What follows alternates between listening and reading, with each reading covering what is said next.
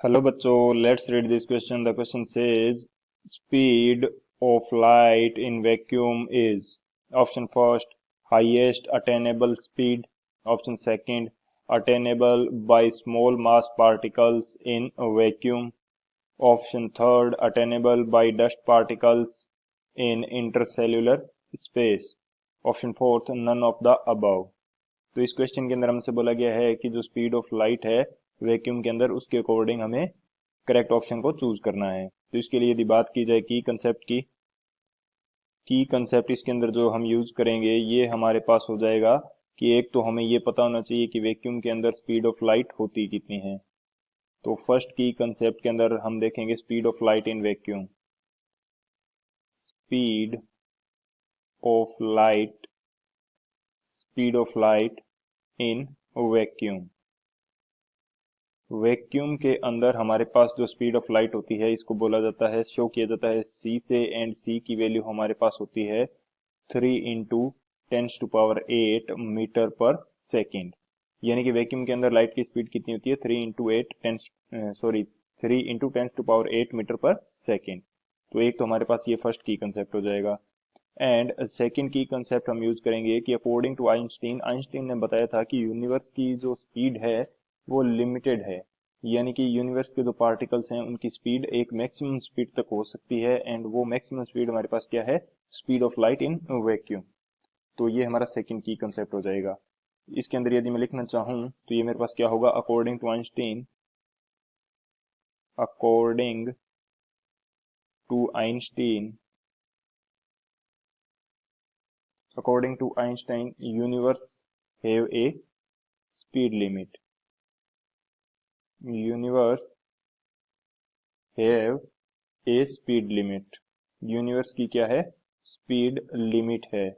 यानी कि एक मैक्सिमम स्पीड से ज्यादा यूनिवर्स के जो पार्टिकल्स हैं उनकी स्पीड नहीं हो सकती। Nothing can travel faster than that speed. Nothing can travel faster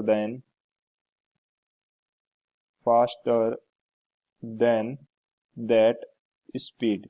यानी कि कोई भी पार्टिकल उस स्पीड से ज्यादा फास्टर नहीं चल सकता। And which is equal to c. यानी कि जो स्पीड ऑफ लाइट है इन वैक्यूम वो इसके इक्वल है।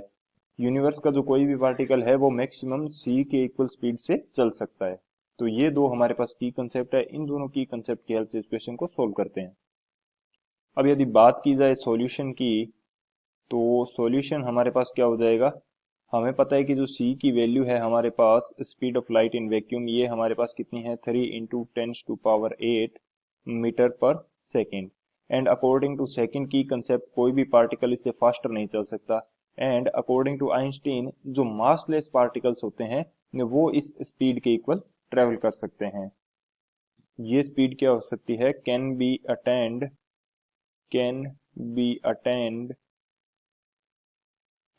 Attend only by massless particles।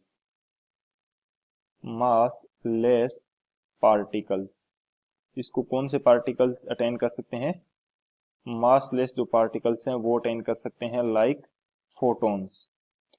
Photons जो हैं इनके पास मास नहीं होता, एंड मास नहीं होने के कारण ये मैक्सिमम स्पीड को अटेंड कर सकते हैं।